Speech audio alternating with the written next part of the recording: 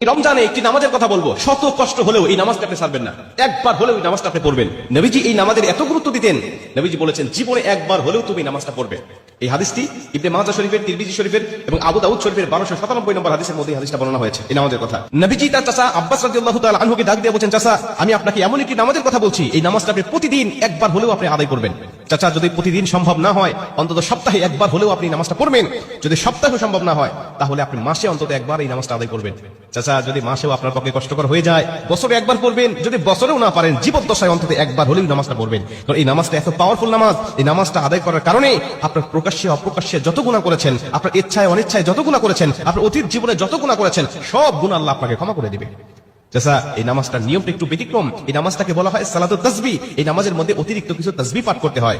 সুবহানাল্লাহ, আলহামদুলিল্লাহ, লা ইলাহা ইল্লাল্লাহ, আল্লাহু আকবার। এই চারটা তাসবিহ একত্রিত করে সুবহানাল্লাহি ওয়াল হামদুলিল্লাহি ওয়া লা ইলাহা ইল্লাল্লাহু আল্লাহু আকবার, এই তাসবিহগুলো, এই বাক্যগুলো এখানে পাঠ করতে হয়।